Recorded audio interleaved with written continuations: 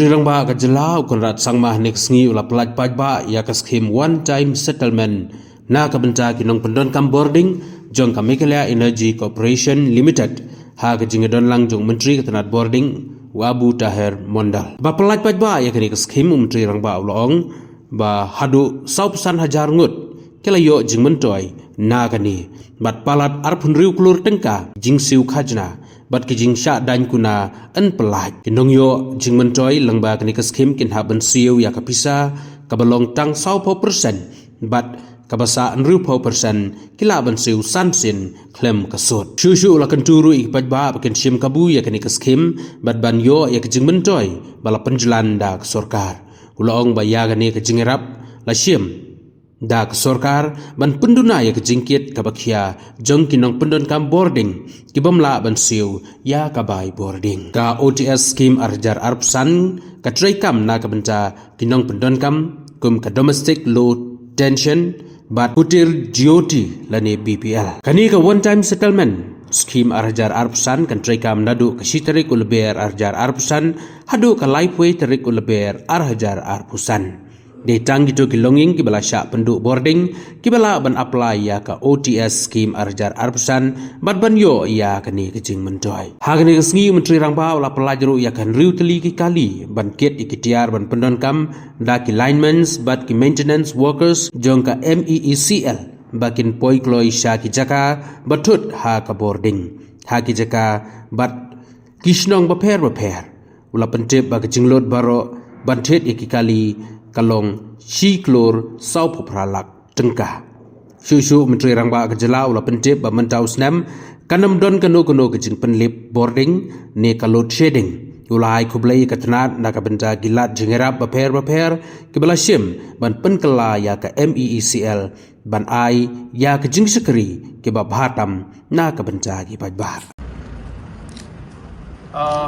Thank you very much for coming to this program. We are here in the premises of the MECL, and there are two important programs that we had today. The first was an OTS program, that is one-time settlement program for our smaller consumers. If you recall, we had come out with an OTS for larger consumers. We felt that there is a need to give this option to even the smallest consumer of ours and the common man, and to be able to help and support and give them an opportunity to clear the dues that are pending and unnecessary creating financial burden on them. With that objective, we started the OTS program of 2025, especially for our BPL consumers. Through this program, we are writing off all the surcharges that are there. And apart from writing off the surcharges, the principal amount that is there, only 40% has to be paid as down payment, and the rest of the 60% can be paid in installments, which will again be interest free, so that there's no more interest and surcharges that pile up in the future. So this is a program that is going to affect almost 45,000 consumers in the state, and the consumers will get a support of close to about 26 crores of amount will be waived off for this 45,000 consumers, and the total dues that are there is about 119 crores. And as I said, that we urge our consumers to come forward and take advantage of this so that we can clean the slate once and for all and start off fresh. And this is a great opportunity, as I said, for the consumers, as we'll be waiving off the late payment charges. The second program that we're having today is the flagging off of the maintenance vehicles. This is being done again in the process to make the entire maintenance and the services more efficient under the MECL. In the past, similar maintenance work used to be done by taking ladders, and the vehicles used to then carry the manpower and the ladders, and on that basis the ladder is used to rectify the lines, which could be a great inconvenience because sometimes the ladder would be short, and it could also be a danger for the people who are working as linesmen, because the location could be slippery and very difficult situations. So keeping all of that in mind, we have modernized our maintenance program, and we have started with a fleet of few vehicles where these maintenance vehicles are powered hydraulically, which will allow the maintenance to be done in a much more faster and much more efficient way.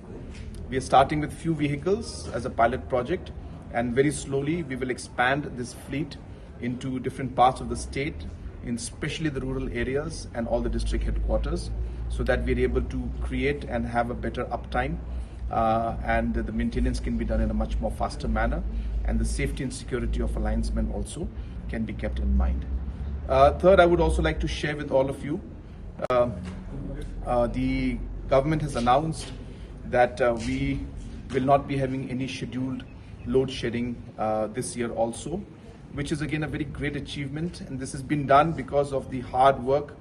and and continuous focus of our honorable minister as well as our chairperson and the entire team of MECL. This would not have been possible without the work of every single employee of MECL who have worked dedicatedly to reform MECL and make it